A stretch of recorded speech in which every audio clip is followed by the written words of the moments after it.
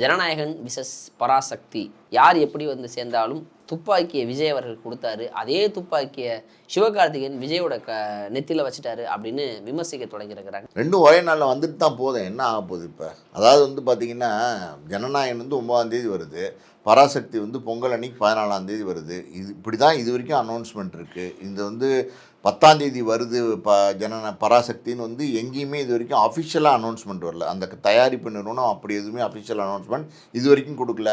ஆனால் பார்த்திங்கன்னா சோஷியல் மீடியாவில் இந்த ஒரு வாரமாக பார்த்திங்கன்னா ஜனநாயகனும் பராசக்தியும் மோத போகிறாங்களா, 2 பேரும் ஒரே நாளில் வர போகிறாங்களா, 2 பேரும் ஒன்றா வந்தால் என்ன ஆகும் அப்படி இப்படிலாம் பெருசாக பேசிகிட்டு இருக்காங்க. ஒன்றா வந்தால் என்ன, எத்தனை படம் ஒன்றா வந்திருக்கு? வாரிசும் துணியும் ஒன்றா வரலையா?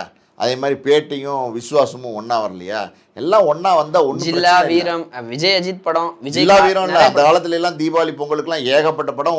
விஜயகாந்த் படமே ஒன்றா வந்துருக்கு. விஜயகாந்த் படம் வந்திருக்கு.